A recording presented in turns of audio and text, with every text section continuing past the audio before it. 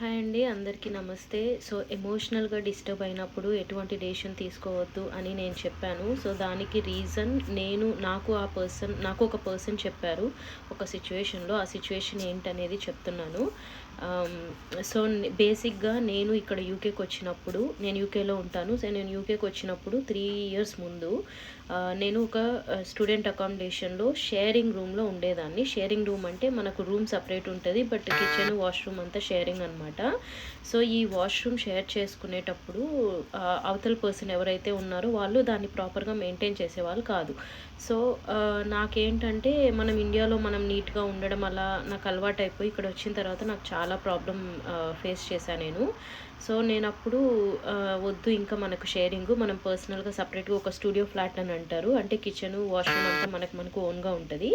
So studio flat తీసుకొని మనం అక్కడికి వెళ్ళిపోదాము, ఎవరితో పని ఉండదు మనకు అని చెప్పి నేను అనుకున్నా. అప్పుడు మా అకామిడేషన్ వాళ్ళకి కాల్ చేసి ఇలాగ నేను స్టూడియో ఫ్లాట్కి వెళ్తానండి, నాకు ఇట్లా నచ్చట్లేదు ఇక్కడ అని అంటే వాళ్ళు ఓకే, మా దగ్గరే స్టూడియో ఫ్లాట్స్ ఉన్నాయి, మేము చూపిస్తామని చెప్పి, అందులో అకామిడేషన్ మేనేజర్ ఒక అబ్బాయి ఉంటాడు, అలెక్స్ అని. ఈజ్ వెరీ యంగ్, 22-23 అలా ఉంటుంది. He's the one who told me. So అతను నాకు తీసుకెళ్ళాడు, అక్కడ స్టూడియో ఫ్లాట్కి తీసుకెళ్ళాడు, మొత్తం చూపించాడు.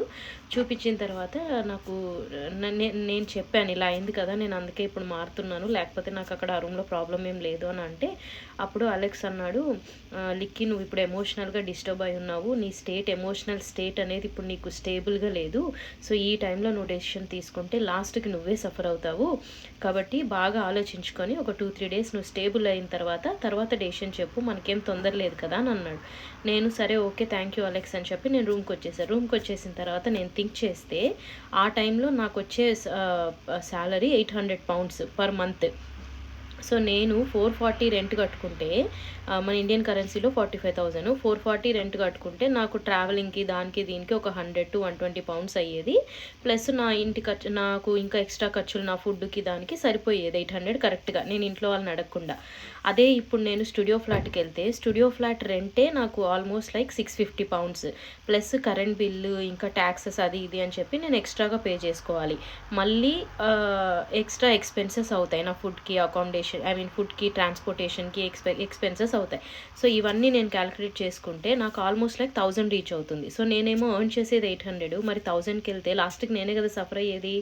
సో అలెక్స్ చెప్పింది 100% కరెక్ట్. అప్పుడు నాకు అర్థమైంది, ఎమోషనల్గా డిస్టర్బ్ అయినప్పుడు నిజంగానే ఎప్పుడు డెసిషన్స్ తీసుకోకూడదు, అట్లాంటప్పుడు మనమే సఫర్ అవుతాం. So that's why be careful whenever you are emotionally unstable, take your time and then think properly and then take any decision. Thank you.